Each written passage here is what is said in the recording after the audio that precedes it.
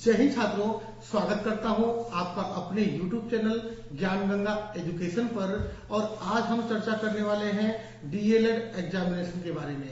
यानी कि छत्तीसगढ़ में जो छात्र डीएलएड कर रहे हैं, डिप्लोमा कर रहे हैं, उनके परीक्षाओं के बारे में चर्चा करूंगा कि उन परीक्षाओं में क्या क्या समस्याएं आ रही हैं, उन समस्याओं से कैसे बचाव किया जाए या कैसे बचा जाए, या किस प्रकार क्या तरीका अपनाया जाए कि हमारी परीक्षाएं शानदार और सुचारू रूप से हो सके। एक बार वीडियो शुरू करने के पहले आग्रह करूंगा कि जिन्होंने इस चैनल को सब्सक्राइब नहीं किया है वो चैनल को सब्सक्राइब करें, बेल आइकन पर प्रेस करें, जिससे उनके परीक्षा उपयोगी वीडियो उनको आसानी से समय समय पे मिलते रहे। तो आइए शुरू करते हैं आज का मंथन, आज की चर्चा। तो सबसे पहली बात है कि सीजी बोर्ड रायपुर छत्तीसगढ़ ने अपना एक समय सारणी बना के भेज दिया है डिप्लोमा के छात्रों के लिए। इसमें डीएलएड के छात्रों को 28 नवंबर से परीक्षाएं देनी होंगी और परीक्षाएं ऑफलाइन हो रही हैं। जी हां, आपने बिल्कुल सही सुना। छत्तीसगढ़ माध्यमिक शिक्षा मंडल रायपुर ने निर्णय लिया है कि परीक्षाएं ऑफलाइन होंगी, यानी कि आपको अपने महाविद्यालय पर आकर परीक्षा देनी होगी। छात्रों को जब से ये संदेश मिला है, जब से ये सूचना मिला है, छात्रों के मन में संशय का विषय बना हुआ है। छात्र बार बार अपने प्राचार्य को अपने विद्यालय में, अपने महाविद्यालय में शिकायत कर रहे हैं, आग्रह कर रहे हैं कि इस हालात में, इस कोविड-19 के प्रकोप में ऑफलाइन परीक्षाएं हम कैसे दें, या आवागमन की सुविधा की बात करें। तो अगर मैं बात करूं छत्तीसगढ़ परिप्रेक्ष्य के बारे में बात करूं तो छत्तीसगढ़ के छात्र भी अभी आवागमन से बचाव कर रहे हैं, कोविड से बचाव कर रहे हैं। तमाम तरह की बसें हैं जो नहीं चल रही हैं। जिन बसों से बच्चे आना जाना करते थे वो बसें बंद हैं। बच्चों को अपने व्यक्तिगत साधन से आना पड़ेगा, और व्यक्तिगत साधन तो एक वैकल्पिक तौर है, बच्चे आ सकते हैं। लेकिन अगर वर्तमान परिदृश्य में देखें तो हमारे छत्तीसगढ़ में विगत 3 दिनों का डाटा बताऊं तो 2500, 3000, 3500 रोज के रोज नए नए पेशेंट आ रहे हैं। ये वो आंकड़े हैं जो सरकारी आंकड़े हैं। अब तो छत्तीसगढ़ में या अन्य राज्यों में आधे आंकड़े छुपाए जा रहे हैं। जिनको कोविड का खतरा हो रहा है वो लोग अपने दवाई या अपने डॉक्टर से व्यक्तिगत रूप से सलाह लेकर अपने होम आइसोलेशन में अपना इलाज करवा रहे हैं, क्योंकि इसकी जानकारी सरकार तक नहीं पहुंच पा रही है। अगर वास्तविक डेटा की बात करेंगे तो जो सरकारी डेटा 3000 तक आ रहा है उसका रिपोर्ट, वास्तविक डेटा की बात करेंगे तो 10,000 से प्लस हो जाएगा छत्तीसगढ़ की बात करो तो दिन पर दिन कोरोना बढ़ते जा रहा है। इस बढ़ते प्रकोप में ऑफलाइन परीक्षा दिलाना कितना तर्क संगत होगा सीजी बोर्ड के लिए, ये मेरा अनुमान लगा पाना मुश्किल है। क्योंकि सभी को ज्ञात है कि इस कोविड में इससे पहले जितनी भी परीक्षाएं हुई हैं सभी परीक्षाओं को ऑनलाइन किया गया था। घर बैठे बैठे विद्यार्थी अपनी उत्तर पुस्तिका लिख के स्पीड पोस्ट के माध्यम से उत्तर पुस्तिका को महाविद्यालय तक पहुंचाए हैं, और बड़े ही सरलता से, बड़े ही सुगमता से, शानदार तरीके से उन सभी छात्रों का मूल्यांकन कर नंबर की प्रविष्टि की जा चुकी है, या कहीं कहीं नंबर प्रविष्टि का कार्य चल रहा है। तो क्यों ना हम छत्तीसगढ़ बोर्ड से आग्रह करें कि वो इन छात्रों के भविष्य को भी ध्यान रखते हुए, उनके स्वास्थ्य को ध्यान में रखते हुए, छात्र हित के बारे में सोचते हुए वो भी इस नियम में कुछ संशोधन करे, कुछ बदलाव करे, और इन छात्रों को प्रमोशन या अगर परीक्षा ही करानी है तो ऑनलाइन परीक्षा संपादित कर दी जाए। क्योंकि इसके पहले जितने भी BA, BSc, MA, MSc, BEd, MEd या अन्य सेमेस्टर और वार्षिक परीक्षाएं हुई है, सभी परीक्षाएं ऑनलाइन हुई है। अगर मैं बात करूं प्रमोशन की तो सभी कक्षाओं में फर्स्ट ईयर के छात्रों को प्रमोशन मिल गया है, लेकिन डिप्लोमा फर्स्ट ईयर के छात्रों को प्रमोशन नहीं मिला है। इस पे हो सकता है कि सीजी बोर्ड का अपना कोई अलग तर्क हो। अगर हमको परीक्षा करानी ही है तो हम ऑनलाइन परीक्षा क्यों ना कराते हैं। ये था पहला मुद्दा छत्तीसगढ़ के छात्रों के बारे में कि तमाम ऐसे छात्र हैं जिनके घर में कोविड के पेशेंट हैं। कुछ छात्र हमारे साथ ऐसे हैं जो उनको स्वयं को कोरोना का लक्षण दिख रहा है या कोविड हो रखा है, वो होम आइसोलेशन में है। ऐसे स्थिति में छात्र घर से बाहर जाके परीक्षा कैसे देगा। छात्रों के साथ साथ जो महाविद्यालय के सभी कर्मचारी गण या शिक्षक गण को भी खतरा है जो परीक्षा लेंगे। अगर इसमें भी हम बचाव कर लेते हैं, एक तौर पे सोशल डिस्टेंसिंग की बात आती है, इस पर भी हम व्यवस्था कर लेते हैं, तो एक बहुत बड़ा मुद्दा बाहर निकल कर आ रहा है अदर स्टेट। हमारे छत्तीसगढ़ में अखिल भारतीय कोटा के माध्यम से 20% छात्र अन्य राज्य से होते हैं, लेकिन पिछले साल डीए के हालात अच्छे नहीं थे, इसलिए हर कॉलेज में लगभग 30 से 40% छात्र अदर स्टेट के हैं। यानी कि उत्तर प्रदेश, बिहार, झारखंड, उड़ीसा, पश्चिम बंगाल इत्यादि से छात्र डीएलएड करने यहाँ पे आ रहे हैं। अब वो छात्र हम तक परीक्षा देने कैसे पहुंचे, अपने विद्यालय पे कैसे पहुंचेंगे, एक बहुत बड़ा सवाल है। सबसे बड़ी बात यह आ रही है कि ट्रेन एकमात्र साधन है उनके बंगाल से या फिर बिहार से, यूपी से, झारखंड से आने का। और आप सभी को ज्ञात होगा कि कोविड-19 के चलते बहुत गिनी चुनी ट्रेनें चल रही है। सेलेक्टिव मार्ग पे 1 या 2 ट्रेन साप्ताहिक रूप से चल रही है। उन ट्रेनों में अगर टिकट चेक करें तो जब से समय सारणी जारी हुआ उस दिन से लेकर आज तक कभी भी 100 के नीचे वेटिंग नहीं दिखाया। 100 के ऊपर की वेटिंग ट्रेन। रेलवे के नए नियमानुसार वेटिंग टिकट मान्य नहीं होता, वेटिंग में यात्रा नहीं करनी, कोविड के दौरान सोशल डिस्टेंसिंग रखना इत्यादि बातें। अब वे छात्र इतने मानसिक रूप से परेशान है, इतने तबाह है। एक तो छात्र के अभिभावक अपनी सारी पूंजी जमा पूंजी अपनी फसल में लगा रखे हैं। धान की कटाई नहीं हुई है, उसकी लुवाई नहीं हुई है, उसको मार्केट मंडी भेजा नहीं गया है, अभी धान की फसल खड़ी है, उसका पैसा छात्रों के पास नहीं आया है, न ही छात्रों के पास आया, न उनके गार्जियन के पास आया है। इस स्थिति में छात्र अपने स्वयं की निजी वाहन बुक करके बिहार से, उत्तर प्रदेश से या झारखंड से कैसे आएंगे?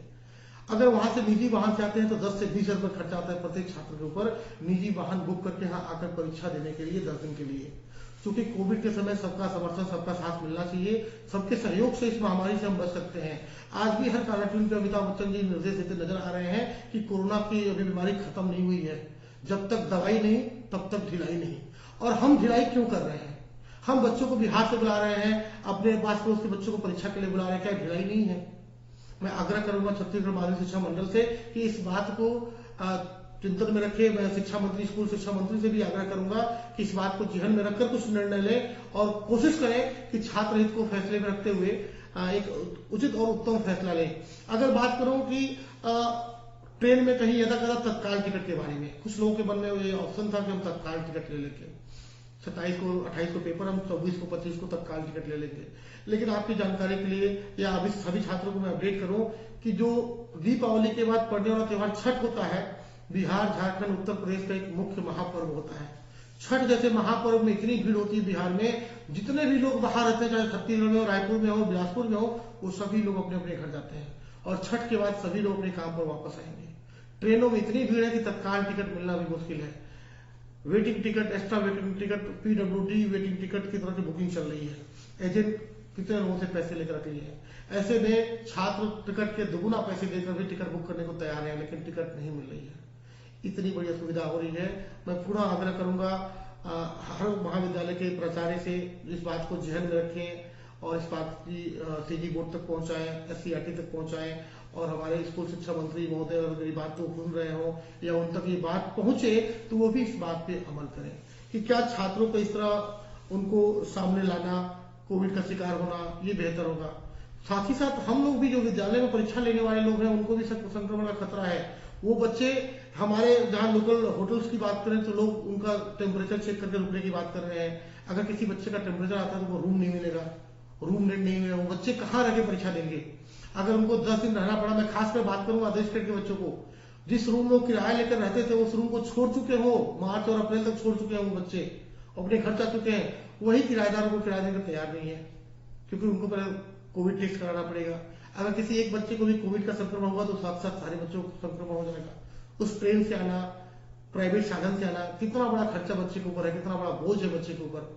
अगर बच्चा अपने बिहार से प्राइवेट निजी वाहन से 5-6 लोग मिलकर बुक करते हैं, क्योंकि इन 5-6 बच्चों का आपस में कॉन्टेक्ट होना चाहिए।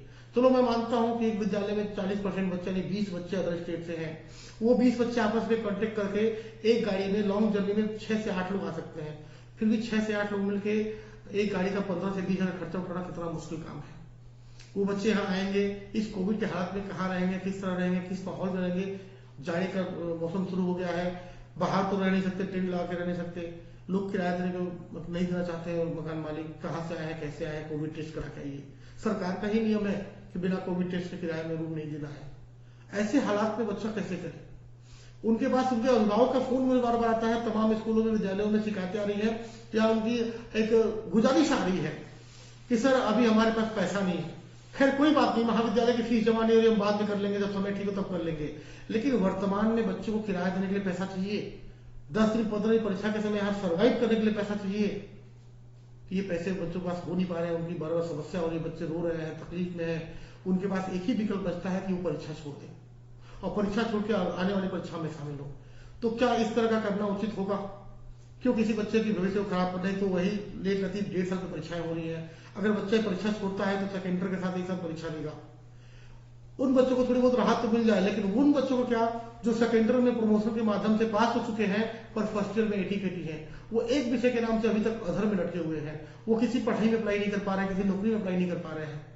इन तमाम संकटों को, तमाम समस्याओं को मैं गुजारिश करूंगा एससीईआरटी, सीजी बोर्ड और राज्य शासन को या शिक्षा मंत्री महोदय को कि वो हमारी बात को समझे, बच्चों की पीड़ा को समझे और छात्र हित में आके उचित निर्णय लें। मैं गुजारिश करूंगा कि अगर परीक्षा ही लेनी है तो अन्य कक्षाओं की भांति हम ऑनलाइन परीक्षा क्यों ना कर लें, जैसे बीए बीएससी का हुआ है, घर बैठे उत्तर पुस्तिका लिख के स्पीच पोस्ट किया जा सकता है। परीक्षा संपादित भी करानी है तो परीक्षा हम करा सकते हैं। तमाम जैसे 12वीं के बच्चों को प्रमोशन दिया गया है, परीक्षा लेके प्रमोशन दिया गया है, ये तमाम प्रक्रिया हम अपना सकते हैं। बस गौरतलब है कि एक सोचने का नजरिया होना चाहिए कि हम इस युवा पीढ़ी को निशाना क्यों बनाएं, डेमो के रूप में इनको सामने क्यों खड़ा करें। आज हर अभिभावक चिंतित है, घबरा रहा है अपने बच्चे को स्कूल भेजने से। कोई गार्जियन अपने बच्चे को स्कूल नहीं भेजना चाहता, वो चाहता है कि मेरा बच्चा एक साल पिछड़ जाए लेकिन विद्यालय में आके संक्रमण का शिकार ना हो। तो हम क्यों, हमारा प्रयास रहेगा कि हम सभी सुरक्षित रहें। हमारे जितने भी बच्चे हैं ये हमारे भारत के भविष्य हैं, इनके बारे में अच्छा सोचें और इनको सुरक्षित रखने की जिम्मेदारी कहीं ना कहीं हमारी है। तो मेरी वीडियो अच्छी लगी तो आप इस बात को आगे बढ़ाएं, हर डीएड कॉलेज के डीए के प्रशिक्षार्थी तक पहुंचाएं ताकि वो अपनी बात को सीजी बोर्ड के सचिव महोदय से रख सके, एससीईआरटी रख सके या शिक्षा मंत्री को सीधा पत्र लिख सकते हैं। क्योंकि जब तक हमारी बात वहां नहीं पहुंचेगी उनके पास भी तमाम तरह के काम होते हैं। अपनी बात को सीजी बोर्ड तक पहुंचाइए, अपनी बात को शिक्षा मंत्री तक पहुंचाइए। अगर आपको वीडियो अच्छी लगी तो लाइक करें, शेयर करें और सभी तक वीडियो पहुंचाएं जो परीक्षा में शामिल होने वाले हैं। अगर वीडियो अच्छी लगी तो चैनल को जरूर सब्सक्राइब करें। मिलता हूं अगले वीडियो पे, तब तक बने रहिए हमारे साथ। जय हिंद।